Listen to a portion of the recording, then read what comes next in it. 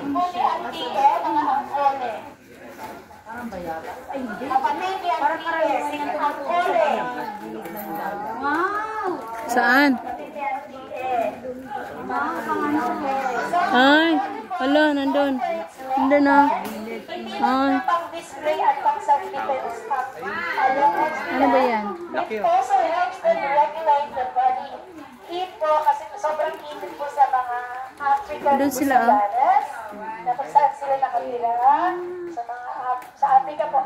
Nagre-regulate po kasi umaakit din po yung tubig sa taas, sa ulo nila. Parang tao umaakit din po sa ulo.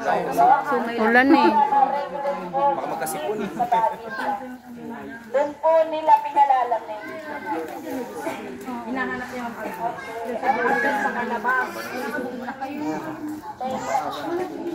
We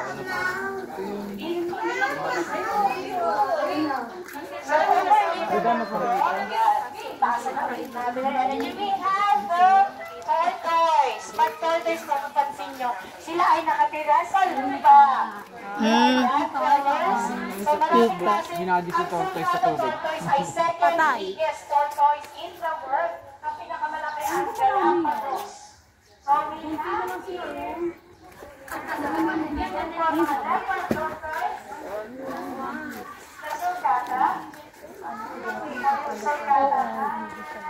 Oo, tama ka. Nakakatuwa po sa kanila. Pag maliit sila, maliit ang shell. Pag lumalaki, sumasabay po sa paglaki ng shell. Na nakatitig siya, oh. So, at least may bahay na siya. Hindi na siya maghulog sa pag-ibig. Sana po. And sa harapan nyo naman po, meron tayong makikitang